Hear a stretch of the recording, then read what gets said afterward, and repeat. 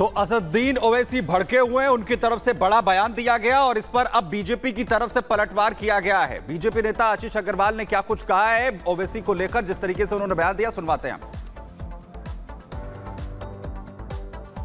देखिए, सबसे पहले तो बुलडोजर कोई रंग और धर्म देख के नहीं चलता ओवैसी साहब, ये सिर्फ अपराधियों पे चलता है।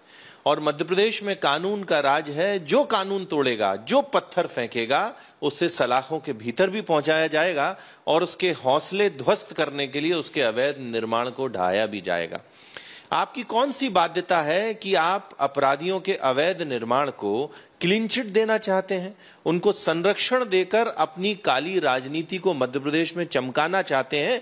ये मध्य प्रदेश की विवेकशील जनता है, आपकी काली राजनीति चमकने नहीं देगी।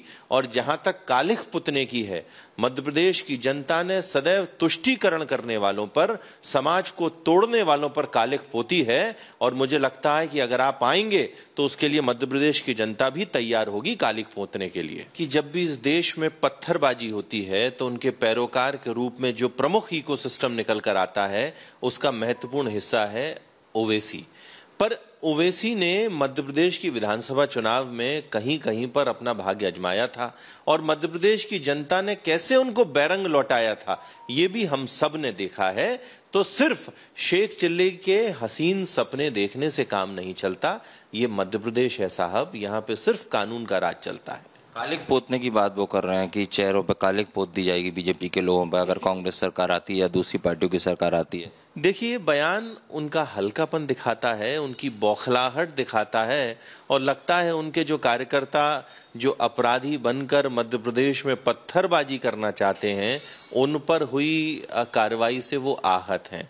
पर ये लोकतंत्र है, यहाँ पर राजनीतिक रूप से कालिख अगर पोतती है तो जनता पोतती है। और जितने भी इंडी गठबंधन और समाज को तोड़ने वाले तत्व हैं, सब पर कालिख मध्य प्रदेश की जनता ने पोत दी है। तो लगातार ये बड़ी खबर आपको बता रहे हैं कि किस तरीके से ओवैसी की ओर से तमाम बातें यहां पर कही गई हैं। और अब आपको बता देते हैं महबूबा मुफ्ती के इस बयान के बारे में, जमाते इस्लामी की पैरवी करती हुई यहां पर नजर आई हैं। ये तमाम बातें महबूबा मुफ्ती की तरफ से कही गई है। उनकी ओर से कहा गया है कि जमाते इस्लामी पर जो बैन लगा हुआ है उसे हटा देना चाहिए। ये इस वक्त की बड़ी जानकारी आपको दे दें। जमाते इस्लामी की पैरवी करती हुई यहां पर महबूबा मुफ्ती नजर आ रही है और उनकी ओर से साफ तौर पर यह कहा जा रहा है कि जो बैन है उसे हटा देना चाहिए।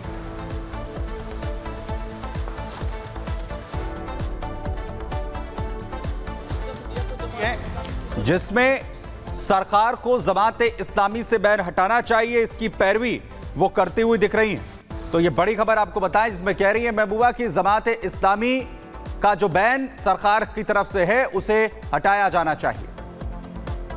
इस्लामी के ऊपर बैन हटाना चाहिए, क्योंकि अगर इस मुल्क में कम्युनल जमातें जैसे जो पूरे मुल्क में जहर फैला रही हैं इस वक्त, मैं उनका नाम नहीं लेना चाहती हूँ, जो जुलूस निकालते हैं, जो मस्जिदों पे पत्थर मारते हैं, जो मुसलमानों को लिंच करते हैं, आप उन पे तो बैन नहीं लगाते हैं। जमात इस्लामी जो एक ऐसी ऑर्गेनाइजेशन जिसका तालीम में बहुत बड़ा रोल रहा है, जिन्होंने सैलाब में बहुत बड़ा काम किया, जिन्होंने कोविड में लोगों की बड़ी मदद की, उनके ऊपर बैन लगा दिए। क्यों लगाया बैन?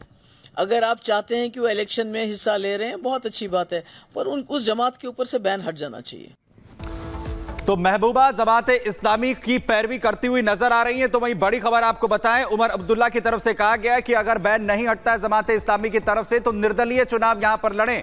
जम्मू कश्मीर में चुनाव का ऐलान एक तरफ हो चुका है, तो वही दूसरी तरफ अब उमर अब्दुल्ला भी जमाते इस्लामी का जो समर्थन है वो करते हुए नजर आ रहे हैं कि प्रतिबंध नहीं हटता है तो निर्दलीय जमात उम्मीदवार जो है वो चुनाव लड़े। सुनिए क्या कुछ कहा उन्होंने।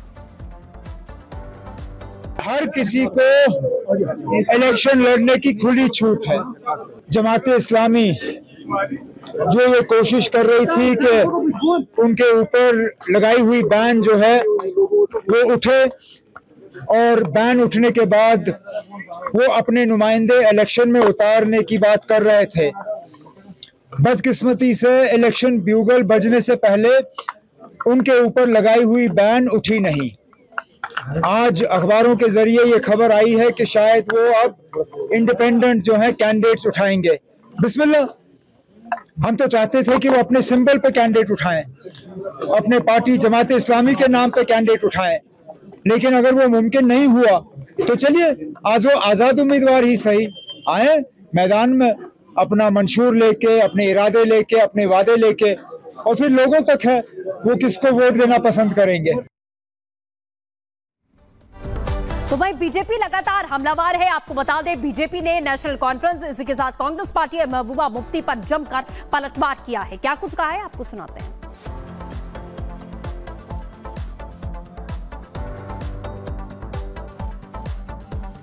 कांग्रेस और नेशनल कॉन्फ्रेंस का जम्मू कश्मीर में जो गठबंधन जिसकी चर्चा चल रही है वो उन राजनीतिक दलों का अपना मामला है। कांग्रेस और नेशनल कॉन्फ्रेंस ने लोकसभा चुनावों में भी गठबंधन किया था और जम्मू कश्मीर में करारी हार कांग्रेस और नेशनल कॉन्फ्रेंस को मिली थी। कांग्रेस और नेशनल कॉन्फ्रेंस के जो काम हैं, जो इनका मैनिफेस्टो है, जो इनका तौर तरीका है, उसको जम्मू कश्मीर की जनता जानती है। कल तक तो ये कह रहे थे कि हम अकेले अकेले चुनाव लड़ेंगे, सब सीटों पर चुनाव लड़ेंगे, और जब चुनाव आयोग ने घोषणा की तो रातों रात श्री राहुल गांधी जी, श्री खड़गे साहब जम्मू कश्मीर पहुंचते हैं। कभी फारूक अब्दुल्ला साहब का दरवाजा खटखटाते हैं, कभी महबूबा मुफ्ती जी का दरवाजा खटखटाया जाता है। आखिर क्या कारण है? कांग्रेस और नेशनल कॉन्फ्रेंस जानती है कि उनकी राजनीतिक जमीन जम्मू कश्मीर में खिसक चुकी है। जिस प्रकार हमारे माननीय प्रधानमंत्री मोदी साहब और माननीय गृह मंत्री अमित शाह साहब ने जम्मू कश्मीर में काम किए हैं, अमन शांति और खुशहाली लाई है, डेवलपमेंट लाई है, सबके साथ न्याय मोदी साहब ने किया है, उसी का नतीजा है कि आज चारों दिशाओं में जम्मू कश्मीर में भारतीय जनता पार्टी है। और कांग्रेस और नेशनल कॉन्फ्रेंस जो पहले रातों रात गठबंधन करने की होड़ में थे, अब उनको खुद ही समझ नहीं आ रहा है कि ये गठबंधन करें या ना करें। वही खबर उत्तराखंड के उधम सिंह नगर से, जहां पर मस्जिद में रेप के आरोप लग रहे हैं, जिसके बाद बड़ी कार्रवाई की गई है। मौलवी को लेकर यह कार्रवाई जो है वो की जा रही है। आपको बता दें कि उधम सिंह नगर का ये पूरा मामला है, जहां पर एक मस्जिद के अंदर रेप के आरोप मौलवी पर लगाए गए, जिसके बाद अब मौलवी को पकड़ा गया है, गिरफ्तारी यहां पर की गई है। जो कार्रवाई है वो इस पूरे प्रकरण को लेकर जब जो है वो इस वक्त की जा रही है।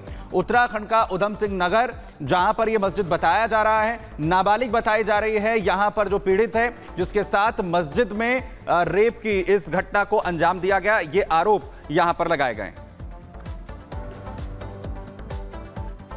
एक व्यक्ति जो मौलवी है, ये जो है मलसी गांव थाना रुद्रपुर में एक मस्जिद है। मस्जिद के ऊपर एक अवैध मदरसा बना हुआ है।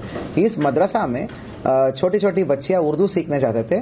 उन बच्चियों का शारीरिक शोषण, बलात्कार और मतलब पोर्नोग्राफी दिखाना, ये सब चीजें होता था करके तहरीर आया था। तो उस तहरीर के आधार पर तत्काल हमने, एक बच्ची की मां ने तहरीर दिया था, उसके आधार पर हमने एफआईआर करके उस मौलवी को गिरफ्तार करके जेल भेज दिया। महाराष्ट्र से एक ऐसा वाकया सामने आया है जिसने सबको हिलाकर रख दिया। आपको बता दें कि स्कूल के बाहर